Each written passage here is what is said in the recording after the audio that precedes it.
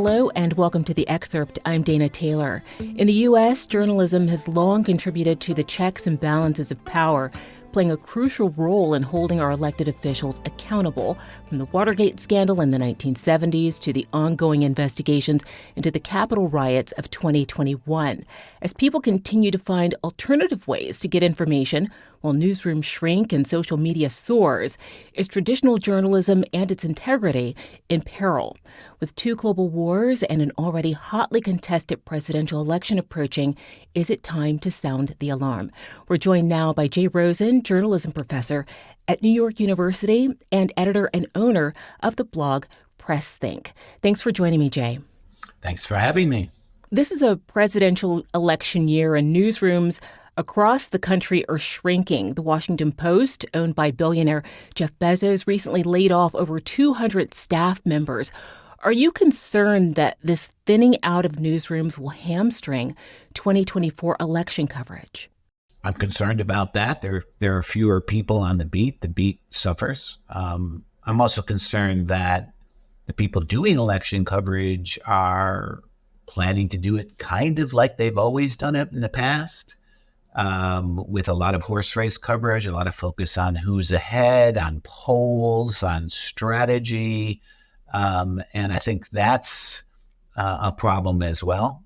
But even bigger than those problems are the fact that one of our two major parties is committed to discrediting the journalism profession as part of the way it does politics. Part of Donald Trump's basic appeal to his supporters is attacks on the news media. And he frequently says to his crowd, they're criticizing me because they hate you, and things of that nature.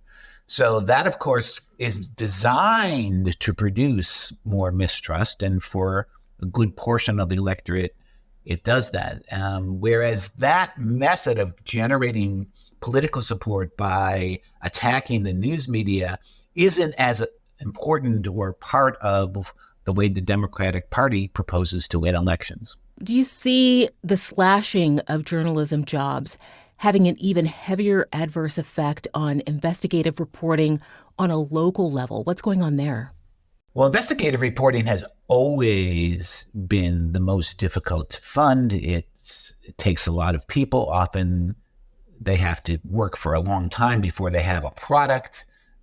It can also be a dry hole, meaning that you can investigate and discover there's nothing there. And so even and during the good times in journalism funding, investigative reporting is always a tiny piece of what journalists actually do, because it is so expensive and so difficult. But having said that, yes, any time the head counts decrease in big newsrooms, we're losing a capacity to investigate, to go beneath the surface, to tell us who's corrupt, but also just to say, hey, this is really important and you need to understand it. Those kinds of things are in threat, not only because there are fewer people in newsrooms doing them in most newsrooms, but there's more mistrust of the product as well. Let's not take it easy on ourselves. The ad/subscription model is really tough for most outlets to survive, let alone turn a profit. What have traditional news outlets largely gotten wrong over the past decade or so? Well, they didn't foresee what a challenge things like Craigslist and other digital products would be to the news industry. They thought of themselves as so trusted, and the association between trust and news was so strong for so many years that they really didn't see that the big tech platforms were creating a advertising product that was just much more effective than what news media had, because the big platforms are collecting data about individual consumers and learning from the way they use the internet. And so it's so much easier for the tech companies to tailor their message directly to people who may be open to it. And they could do that digitally, which means for a price much lower than what the news media used to charge for advertising. And that has been the reason, the fundamental reason why there's a business model crisis in journalism is that advertisers don't really need the news industry anymore. They can get people's attention through other means, and the targeting of individual users through the tech platforms is much more effective. And what do you think they've gotten right? Well, they've gotten right that their advantage is human beings checking out stories, doing in-depth work, making sure that they are trusted and transparent in order to generate that trust.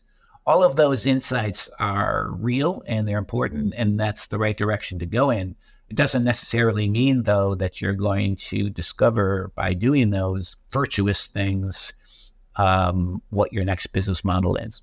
Well, some journalists are suggesting that the way to save the news industry is to go either fully nonprofit or make news publicly funded. What are your thoughts on that?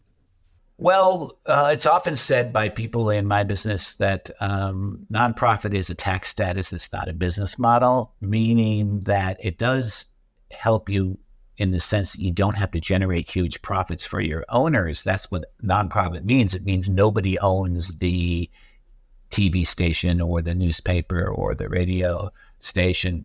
And that can be of help. However, just because you're a nonprofit doesn't mean you don't need revenue. You need revenue to run your newsroom. You need to pay your people. You need to invest. And so nonprofit allows journalists to focus on the kinds of journalism that are the most important in public service journalism, but it still leaves you with this question of how you're going to generate the revenue to employ a full staff of journalists. And that's as difficult for a nonprofit to do as it is a for-profit. Well, you alluded to this earlier. The narrative surrounding the media and journalism seem to shift with two words: fake news. Media outlets now confront the challenge of reporting the news while also defending their credibility. Was fake news the start of the decline, or has the news industry been struggling for decades? I don't think it was the start of a decline, because there was decline before that. But I think that term, fake news, is kind of an emblem of a political strategy that has led to a lot of mistrust, bad information, and crisis in journalism. What I mean is that Donald Trump and his followers consider fake news and arguments with the news media to be a profitable political method. This is one way they generate enthusiasm among their followers, and one way they present themselves as victims, which is a big part of MAGA politics. And so attacking the news media, making it into a hate object, and warning people, as Trump often does, that they're criticizing me because they really hate you, incorporating the media into political opponents as if they're exactly the same thing. All of that started in a major way in American politics with the idea of fake news. And so it's been a successful little piece of propaganda. It's not little, it's actually a huge part of what he's doing. And this is part of the reason why we have such a crisis of trust in journalism. News media outlets have made strides in recent years, including more diverse perspectives in their storytelling. Some of those gains are now in danger of being lost. How are staffing cuts at the LA Times, for example, where more than 100 journalists have been let go in recent weeks? How is that affecting the diversity of newsrooms? Well, it's a very old principle that the people who've been there the longest are the last ones to be cut when there are cutbacks. That happens in every industry. But when it happens in a case like the LA Times, it's a little more serious because people at the LA Times know very well that they have almost a majority minority city now. And in order to provide good, solid journalism for such a diverse place, they need an equally diverse newsroom. But not just that, they need to figure out how to make it possible for people who have an important perspective that had been missing from the news to now contribute that perspective while at the same time obeying the rules of both sides and objectivity and what I call the view from nowhere, which is a very difficult challenge. So losing people who help make the newsroom more diverse is painful, but it's not just a product of financial difficulties in the business. It's also that the newsroom values the perspective of these people on the one hand, but also says, leave your perspective at the door on the other hand. According to a 2023 Pew Research poll, half of U.S. adults get their news often or at least sometimes from social media. Do you think the shrinking of traditional news media outlets that we're seeing now represents unavoidable growing pains in an industry grappling with the impact of social media? Well, some sort of crisis, some sort of problem was inevitable because the switch to digital publishing is just such a massive thing. It's just a very different system from printing up newspapers, throwing them into trucks, and getting the trucks to people's homes by 6:30 in the morning so that they could have their news before they went to work. That whole world has been changed, and the world of print newspapers and broadcast news was remarkably stable for a long time, decades, 50, 60 years. There were really no fundamental changes in the business model of those industries. And so it's not surprising at all that they're having difficulty finding a new source of revenue. In fact, the way I teach my students on this question is all forms of public service journalism are subsidized by something. The subsidy systems change over time. They come in, they go out of business. Each subsidy system has its downsides as well as its strengths.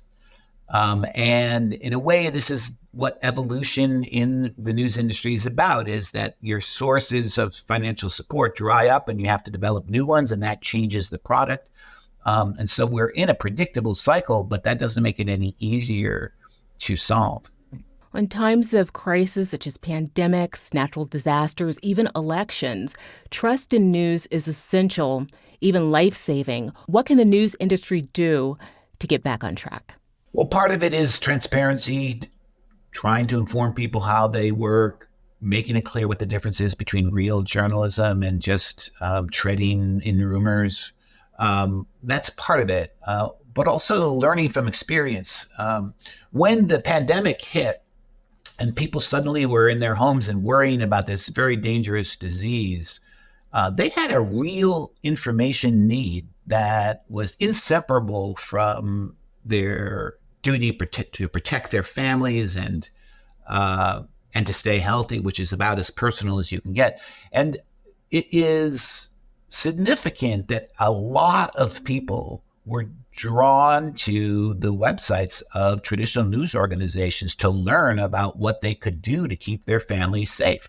And I think the memory of that incident, that people did still go to their traditional sources of news for critical information that would allow them to stay alive, stay healthy, is something that journalists should hold on to so that they can understand that they're still needed and there's still ways of generating trust if you take the opportunities that are out there for a rebirth of that relationship. Thanks for being on the Excerpt, Jay. Thanks for having me. Thanks for watching. I'm Dana Taylor. I'll see you next time.